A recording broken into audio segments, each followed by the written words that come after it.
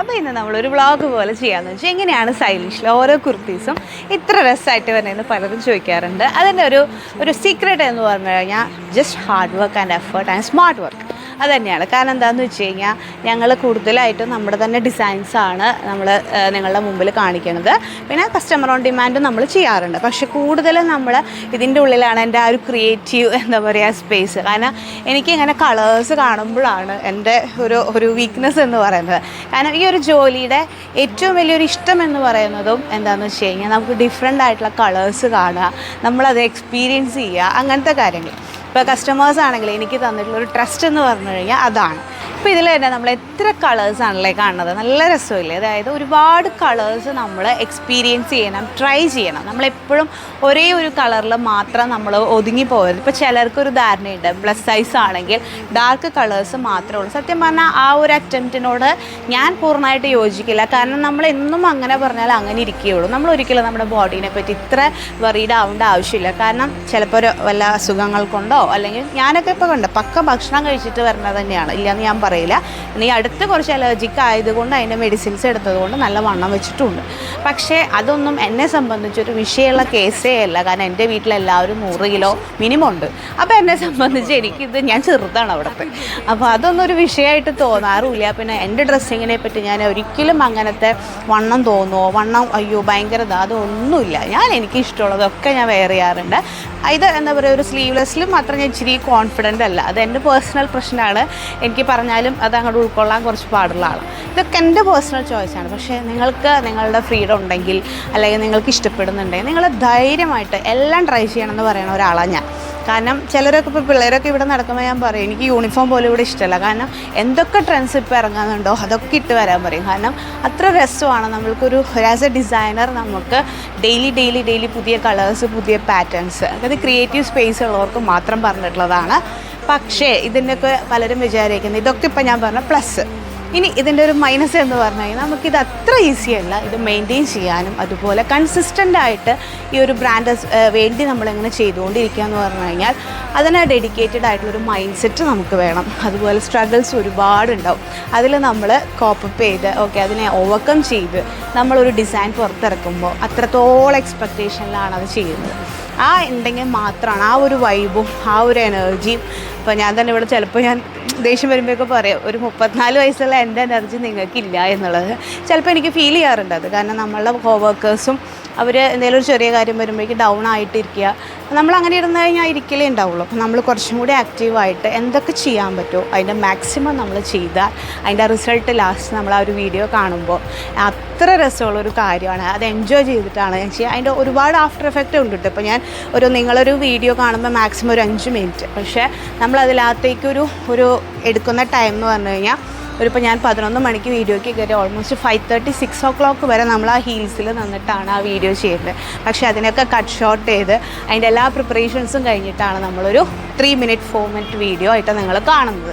പക്ഷേ ഇതിൻ്റെ പിന്നിലുള്ളൊരു എഫേർട്ട് എന്ന് പറഞ്ഞാൽ മന്ത്ലി മുമ്പ് പിന്നിൽ തുടങ്ങുന്നതാണ്. അതായത് ഇപ്പോൾ ഒരു ഡിസൈൻ ഞാനിപ്പോൾ കാണിച്ചു തരാം. ഇതിപ്പോൾ നമ്മൾ നെക്സ്റ്റ് ഡിസൈൻ ചെയ്യാൻ പോകുന്ന ഒരു മെറ്റീരിയലാണ്. ഇത് ഒരു ഡിസൈനർ ഫാബ്രിക്കാണ്. ഇതാണ് ഇതിൻ്റെ കളർ വരുന്നത്. എൻ്റെ പേഴ്സണൽ ഫേവറേറ്റ് കളറാണ്. കാരണം നിങ്ങൾ എൻ്റെ തന്നെ ഔട്ട്ഫിറ്റ്സിൽ ഈ ഒരു കളർ ഒരുപാട് കണ്ടിട്ടുണ്ടാവും.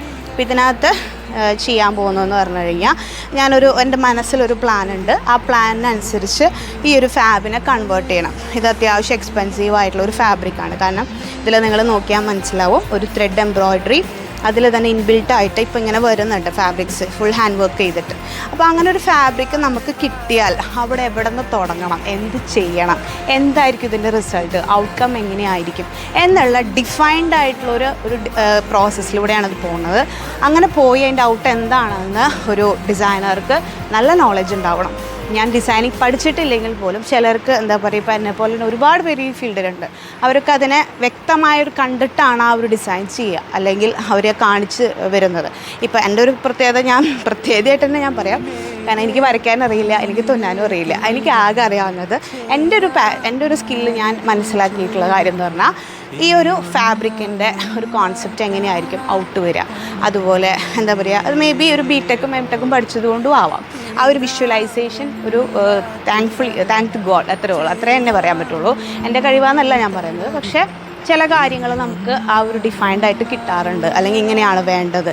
അങ്ങനെയുള്ള കുറച്ച് കാര്യങ്ങളെ ഉൾപ്പെടുത്തിക്കൊണ്ടാണ് നമ്മളുടെ ഓരോ ഡിസൈൻസും ഇറങ്ങുന്നത്. എനിക്ക് അത്ര ഇഷ്ടമാണ്. ഇപ്പോൾ നമ്മളിവിടെ കൂടുതൽ ഫ്രഷേഴ്സ്, ഡിസൈനേഴ്സ് അടിപൊളിയായിട്ടാണ് നമുക്ക് ആ ഒരു സെറ്റ് ചെയ്ത് തരും. ഇപ്പോൾ എൻ്റെ ആഗ്രഹങ്ങൾ ഞാൻ പറയും, അതുപോലെ അവരവരുടെ ആഗ്രഹങ്ങൾ പറയും. അങ്ങനെയുള്ള ഒരു ക്ലബ് ചെയ്തിട്ട് നമ്മൾ കിട്ടുന്ന ആ ഒരു റിസൾട്ട് ഉണ്ടല്ലോ, അതാണ് നിങ്ങൾ ഇത്രയും 6 വർഷമായിട്ട് എൻജോയ് ചെയ്തുകൊണ്ടിരിക്കുന്നത്. അതൊക്കെ ഒരു ഡെഫിനറ്റായിട്ട് ഞാൻ പറയുകയാണെങ്കിൽ അതൊക്കെ ഒരു എന്താ പറയുക, അങ്ങനെ പോകണം എന്നുള്ളതൊരു ദൈവനിയോഗമായിരിക്കും. അത്രയും എൻജോയ് ചെയ്തിട്ടാണ് ഞാൻ ഇതുവരെ ചെയ്തിട്ടുള്ളത്. അപ്പോൾ ഇതിപ്പോൾ ഞാൻ ഇങ്ങനെ നിന്ന് എടുത്തു വെച്ചൊരു പാറ്റേൺ ആണ്. അപ്പോൾ ഇതിന് ടൈം എടുക്കും. ഇപ്പോൾ ഇന്നിപ്പോൾ നിങ്ങൾ നോക്കിക്കോ, ഇന്ന് ജൂലൈ 7th. ഇത് വരുമ്പോൾ എന്തായാലും ഓൾമോസ്റ്റ് ഒരു 1 മന്തിന് മേലെ എടുക്കും ഈ ഒരു ടൈം. അല്ലെങ്കിൽ നമ്മളതിനെ പെട്ടെന്ന് വേറെ സ്വിച്ച് ചെയ്തിട്ട് ചെയ്യുന്നൊരു ഓപ്ഷൻ ഉണ്ട്. അതല്ലാത്ത ബാക്കി എന്ത് കാര്യത്തിനും നല്ലൊരു ടൈം എടുത്തിട്ടാണ് നമ്മൾ ഓരോ കുർത്തിയും ഇൻട്രൊഡ്യൂസ് ചെയ്യുന്നത്. പിന്നെ അതുപോലെ ഇതാ ഇപ്പോൾ ഈ ഒരു ദുപ്പട്ട ജസ്റ്റ് ട്രയൽ ചെയ്തതാണ് കേട്ടോ. ഇത് ഞാൻ ഒന്നിനും ചെയ്തതല്ല. പക്ഷേ എനിക്ക് തോന്നി ഓക്കെ, ഒരു ദുപ്പട്ട ഇങ്ങനെ ഒരു ഫോമിലേക്ക് ആളുകൾ കാണുന്നു. ഇപ്പോൾ ഞാൻ നോക്കിയപ്പോൾ 2-3 ഓപ്ഷൻ ഉണ്ട്. ഒന്ന് നമുക്ക് മെഷീനായിട്ട് ഇങ്ങനെ ചെയ്തെടുക്കാൻ പറ്റും ഈ ഒരു കോമ്പിനേഷൻ. പക്ഷേ ഇത് നമ്മൾ ഹാൻഡ് ഡൈ ആയിട്ട് ചെയ്തതാണ്. പക്ഷേ എനിക്കത്ര വിചാരിച്ചത്ര ഭംഗി, ഞാൻ ഉൾക്കൊണ്ട ഒരു ഭംഗി വന്നില്ല. അപ്പോൾ നമുക്ക് ഇതിവിടെ ഒരു ലോസാണ്. കാരണം പക്ഷേ നമുക്ക് അതിൽ നിന്ന് പഠിച്ച ഒരുപാട് കാര്യങ്ങളുണ്ട്. ഏതൊക്കെ കോമ്പിനേഷൻസ്, ഏതൊക്കെ ഫാബ്രിക്കിൽ എങ്ങനെയൊക്കെ വേണം എന്നുള്ള ഒരു കോൺസെപ്റ്റ് നമുക്ക് പറഞ്ഞാലും ഇനി എനിക്കത് ഓർമ്മ വരും. ഇതൊക്കെ നമ്മൾ പഠിച്ചിട്ട് ചെയ്യുന്നതിൻ്റെ വ്യത്യാസങ്ങളാണ്. അതായത് നമ്മൾ കണ്ട് മനസ്സിലാക്കുന്നതും നമ്മൾ കൊണ്ട് മനസ്സിലാക്കുന്നതും നല്ല വ്യത്യാസമുണ്ട്. അങ്ങനെയാണ് ഇവിടെ നിന്നുള്ള ഓരോ സംഭവങ്ങളും. പിന്നെ അതുപോലെ തന്നെ ഞാൻ പറയുകയാണെങ്കിൽ ഇതാ, അപ്പോൾ നമ്മൾ കുറേ ഫാബ്രിക്കുകൾ ഇങ്ങനെ വെച്ച് നമ്മൾ അതിൽ നിന്നൊക്കെ കുറേ സാധനങ്ങൾ ചിന്തിച്ചെടുക്കണം. നമ്മളിങ്ങനെ ഇതിൻ്റെ ഉള്ളിൽ ഇരുന്നാലാണ് ആ ഒരു സ്പേസിൽ നിന്ന് വർക്ക് ചെയ്യാൻ പറ്റുള്ളൂ. നമ്മൾ സമാധാനം വേണം. നമ്മളിങ്ങനെ ഓടിച്ചാടി വന്നിട്ട് ചെയ്യാൻ പറ്റുന്ന ഒരു ഫീൽഡല്ല അത്. വളരെ നമ്മൾ എത്ര ടെൻഷൻസ് ഉണ്ടെങ്കിലും എത്ര വയ്യായികളുണ്ടെങ്കിലും നമ്മളുടെ സൈഡ് ക്രിയേറ്റീവായാൽ മാത്രമാണ് നമുക്കൊരു നല്ലൊരു ബ്രാൻഡ് ഇൻട്രൊഡ്യൂസ് ചെയ്യാൻ പറ്റുള്ളൂ.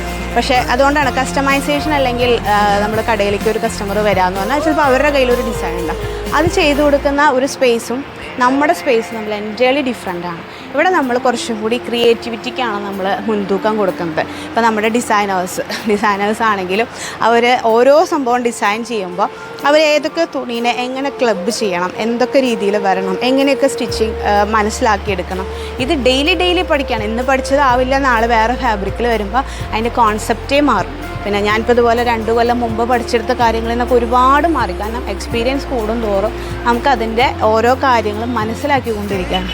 അപ്പോൾ ഇത് ശരിക്കും സത്യമാണ് ഒരു വാസ്റ്റ് കോഴ്സ് എന്ന് തന്നെ പറയാം. അത്രയധികം നമുക്ക് പഠിക്കാണ്ട്. അപ്പോൾ ഈ ഒരു കളേഴ്സ് പോലും ഇപ്പോൾ നിങ്ങൾ ഇത് നോക്കിയാൽ തന്നെ മനസ്സിലാവും എത്ര യെല്ലോ ഇവിടെ നമ്മൾ വെച്ചിട്ടുണ്ട്. ഓരോ യെല്ലോയ്ക്കും അതിൻ്റെ ഭംഗിയുണ്ട്, അതിൻ്റെ ഓരോ കാര്യങ്ങളുണ്ട്. അതുപോലെ അത് ഇത് നോക്കും, ഒരു ബ്ലൂ എന്ന് പറഞ്ഞാൽ എത്ര ബ്ലൂ ആണ്, അതുപോലെ ഒരു പിങ്ക്, ഇങ്ങനെ അത് കാണുമ്പോൾ തന്നെയുള്ള ആ ഒരു പ്ലസൻ്റ് ഓഫ് മൈൻഡ് അടിപൊളിയാണ്. അതുപോലെ അതിൽ നിന്ന് ഡെവലപ്പ് ചെയ്യുന്ന, അല്ലെങ്കിൽ ഒരു കസ്റ്റമർക്ക് ഡിസിഷൻ മേക്കിംഗ് കൊടുക്കാൻ പറ്റുന്ന തരത്തിൽ നമ്മളെ പഠിപ്പിക്കുക എന്ന് പറയുന്നതും എക്സ്പീരിയൻസ് നേടുക എന്ന് പറയുന്നതും ചില്ലറ കാര്യമല്ല. അപ്പോൾ ഇതൊക്കെ ഇതിൻ്റെ ഒരു പാർട്ടാണ്. അപ്പോൾ അടിപൊളിയായിട്ടാണ് ഓരോ കാര്യങ്ങളും നമ്മൾ ചെയ്യുന്നത്.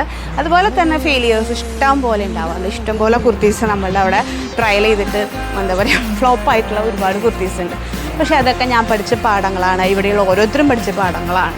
അപ്പം അങ്ങനെയാണ് സ്റ്റൈലിഷിൽ ഓരോ കാര്യങ്ങളും വരുന്നത്. ഇത് കുറേ എന്താ പറയുക പേര് ചോദിക്കാറുണ്ട്, എങ്ങനെയാണ് ഇങ്ങനെയൊക്കെ ചിന്തിക്കാൻ പറ്റുന്നത്. ചിന്തിക്കണം തോന്നൂല, ട്രൈ ഫെയിൽ എന്നിട്ട് ലാസ്റ്റ് സക്സസ്. അതാണ് എൻ്റെ ഒരു ഫോർമുല. Okay, thank you.